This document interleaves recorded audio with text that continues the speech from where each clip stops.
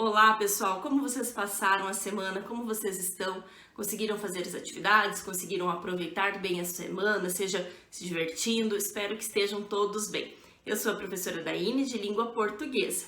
Lembrando que na semana passada nós estudamos a Declaração Universal dos Direitos Humanos. Espero que vocês tenham compreendido a importância desse documento para toda a humanidade e também o nosso papel social, certo? Agora nós vamos ver qual é o tema da semana, no tema desta aula. O tema desta semana é modalizadores. Professora, não faço ideia do que você está falando, deve ser muito difícil.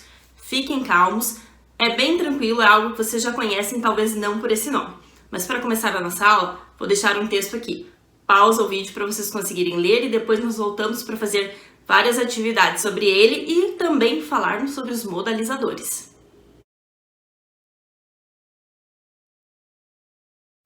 Ler o texto é um texto triste, né? Mas nós precisamos pensar sobre isso que acontece na nossa sociedade, que nós já discutimos na aula anterior. Agora vamos responder algumas questões para refletirmos sobre esse texto específico. Questão 14. A protagonista do conto é privada de vários direitos previstos na declaração, lida no início deste capítulo, e também falamos na aula anterior sobre ela. A respeito disso, assinale V para as verdadeiras e F para as falsas. A primeira, falta à vendedora de fósforos o direito a um padrão de vida que inclua alimentação, habitação e vestuário, como afirma o artigo 25, parágrafo 1º. Essa é uma alternativa verdadeira. A próxima, ao menos está assegurado à personagem o direito ao trabalho e à remuneração justa previsto no artigo 23. Falsa, né, gente? Ela não tem uma remuneração justa e ela é uma criança, nem deveria estar trabalhando. A próxima, a criança não tem direito a cuidados e assistência especiais, como previsto no artigo 25, parágrafo 2º. Verdadeira, ela realmente não tem.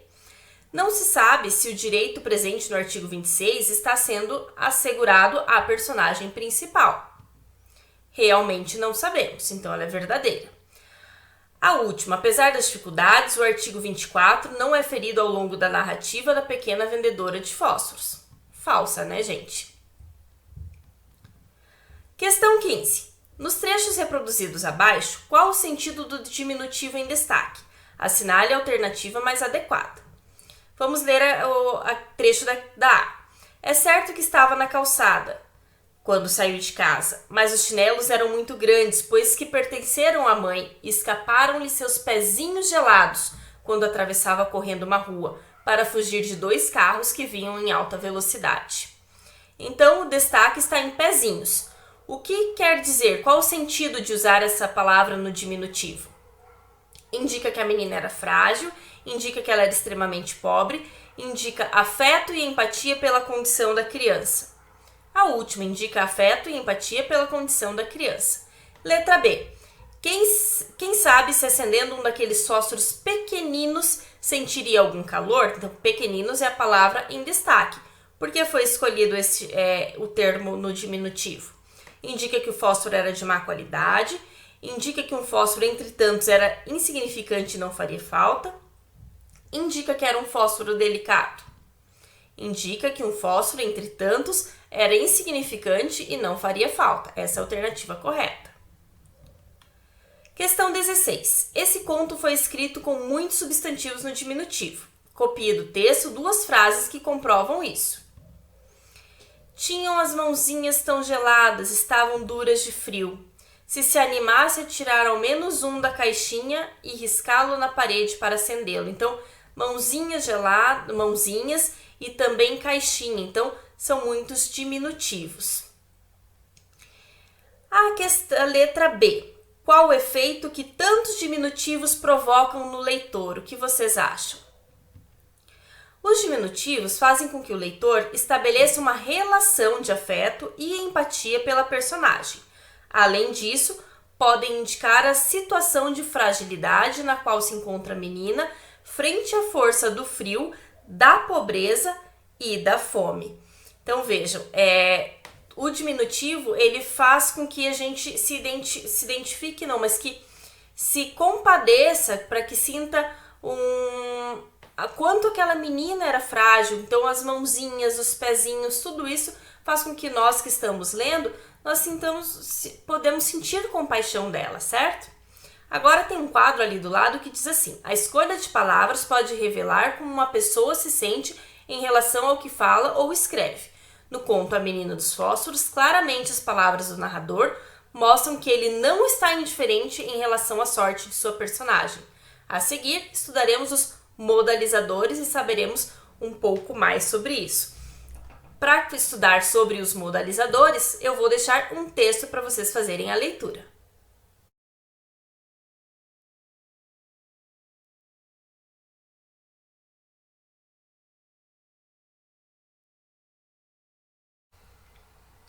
Outro texto muito interessante e que também é muito preocupante. Você pode estar pensando assim, mas isso não acontece mais. Veja, a Declaração Universal dos Direitos Humanos foi publicada em 1948, mas em 2012, por exemplo, lá no Paquistão, a Malala, que talvez você já tenha escutado falar, ela quase foi assassinada porque ela lutava, porque ela insistia para ir à escola. Então vejam, nem em todos os países, embora a declaração tenha sido promulgada em 1948, nem em todos os países as pessoas tiveram seus direitos assegurados e ainda não têm. Então o caso da Malala, por exemplo, ficou muito conhecido no mundo e foi muito recente, faz apenas aí 8 anos, certo? Vamos agora fazer uma interpretação de algumas questões do texto, pensar em algumas questões que nós precisamos refletir sobre tudo isso que vocês leram. Questão 1. A fotografia descrita no início da resenha retrata Ruby, de mãos dadas com a sua mãe e cercada por oficiais da Polícia Federal, cena que se repetiu ao longo daquele ano letivo. Por que a menina precisava de escolta policial para frequentar a escola? Vocês conseguiram entender isso? Por que ela precisava? Os policiais acompanhavam a menina à escola para garantir a segurança da Ruby, pois as pessoas daquela comunidade, que era o sul dos Estados Unidos, elas não concordavam com a presença da menina por conta da cor da sua pele. Então lembra que a declaração falava sobre o racismo. Aqui nós temos um exemplo muito claro de racismo. Releia este trecho, a questão 2. Os pais que gritavam do lado de fora recusavam-se a deixar que seus filhos estudassem ao lado de uma criança negra. Ajude Ruby e sua família a provar que estavam certos, citando um artigo da Declaração Universal dos Direitos Humanos. Então você pode relembrar, se você não lembra, pode olhar a atividade da aula anterior, rever o vídeo da aula anterior, mas vamos ver qual que é uma alternativa. O artigo 2, o parágrafo 1º, que diz assim: todo ser humano tem capacidade para gozar os direitos e as liberdades estabelecidos nesta declaração, sem distinção de qualquer espécie, seja de raça, cor, sexo, idioma, religião, opinião política ou de outra natureza. Então, o direito ao ensino é garantido a todos, independente da raça, da cor, do sexo, do idioma, religião e assim por diante. Vejamos a questão 3. Releia mais um trecho do texto. No ano seguinte, outros afro-americanos foram admitidos na mesma escola, dando mais força à postura sempre determinada de Ruby. A questão A, a alternativa A, a letra A, diz assim: copie o adjetivo que caracteriza o comportamento de Ruby.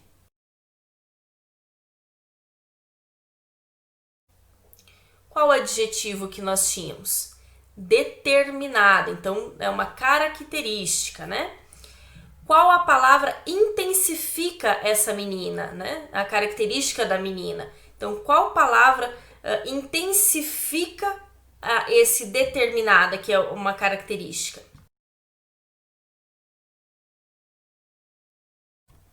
A palavra sempre. Então, sempre é uma palavra que identifica o determinado. Então, determinada é uma coisa, sempre determinada está intensificando. Vamos ver a letra C.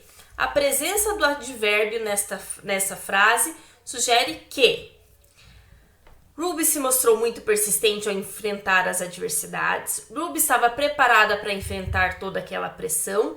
Ruby só conseguiu enfrentar os desafios por causa do apoio da família. Ruby se mostrou muito persistente ao enfrentar as adversidades. E Ruby estava preparada para enfrentar toda aquela pressão. Então, ela é um exemplo de luta por aquilo que é garantido na Declaração dos Direitos Humanos, mas que nem sempre é atendido.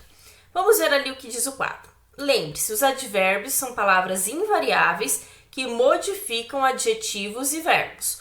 Um advérbio pode acrescentar muitas ideias ao que está sendo dito, como dúvida, intensidade e modo. Veja, oração sem advérbio. Ruby tinha 6 anos. Oração com advérbio. Ruby só tinha 6 anos. Repare, a primeira oração apenas informa a idade da menina. Ruby tinha 6 anos. O acréscimo do advérbio só destaca a pouca idade da menina e torna ainda mais sua coragem. Então, quando eu coloco só, eu estou dizendo assim, olha só, ela tem só 6 anos e ela está lutando por um direito. Então, eu estou intensificando, assim como sempre determinada. Então, também está mudando e intensificando a característica da menina, personagem do que nós lemos. No início da aula eu falei para vocês que estudaríamos modalizadores e talvez você não tenha entendido, né? Agora nós vamos entender melhor. Veja o que nós temos no quadro. Modalizadores. Ao falar sobre uma pessoa, um personagem, uma situação, o autor pode utilizar palavras que demonstram como se sente em relação ao que relata.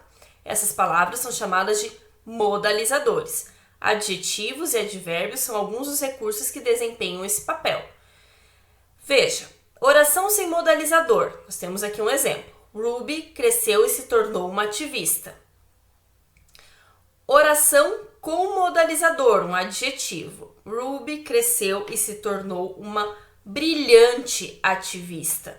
Então, ela não era uma ativista comum. Ela era uma brilhante, estou dando um destaque, né? Que ela se destacava entre as outras ativistas. Ela tinha um movimento muito maior do que as demais. Vamos ver o próximo exemplo. Uma oração com modalizador, um advérbio. Ruby cresceu e se tornou apenas uma ativista. O que eu quero dizer? Apenas se tornou uma ativista. Vai ficar mais claro agora com o exercício que eu vou fazer com vocês. Questão 6. Tanto a menina dos fósforos quanto Ruby tiveram seus direitos desrespeitados. Entretanto, sentimos que o conto de Anderson enfatiza o desamparo da protagonista. Então, ele mostra que a criança está desamparada, que ela não tinha condições, que não era respeitado os direitos dela. Já a história da futura ativista norte-americana destaca sua valentia, porque lembra, falava sobre ela ter enfrentado todo pais de uma escola que não queriam que ela estivesse lá. Leia os trechos extraídos dos 2 textos e sublinhe os modalizadores responsáveis pela impressão que temos das 2 crianças. Então, o que o autor usou para demonstrar as características, as impressões que nós temos dessas crianças. Letra A. Assim, morta de fome e de frio, ia se arrastando penosamente, vencida pelo cansaço e desânimo. Então, aqui nós temos o penosamente e o vencida, que mostra o quanto ela estava cansada e desanimada e quanto era difícil. Letra B. Era apenas o início de uma série de confrontos que seriam enfrentados pela pequena Bridges ao ultrapassar uma linha de segregação imposta historicamente. Então, aqui nós temos apenas, porque fala que é muito início, e temos também pequena, para dar ideia de que ela era uma criança e mesmo assim ela fez um enfrentamento. Letra C. Mas a garota não era só corajosa, era esperta também. Então, nós temos o só, que destaca o corajosa, e temos também o esperta, demonstra a característica, as impressões que nós temos ao lermos. Letra D. Não pôde achar um dos chinelos e o outro apanhou um rapazinho. Aqui nós temos o rapazinho. Lembra que o diminutivo nos faz ver às vezes como uma pessoa frágil ou ter uma empatia por eles? Esse é o caso. Não era um homem forte, não era alguém com uma característica marcante, uma pessoa que era muito diferente da menina. Ele era um rapazinho. Dá uma ideia também de ser frágil, de ser jovem, certo? Chegamos ao fim da nossa aula, espero que vocês tenham aproveitado, tenham gostado. Se precisar Vejam novamente, deixei a atividade para vocês, a atividade do nosso livro didático. Vocês vão responder algumas questões, vão fazer uma pequena produção e bons estudos a todos!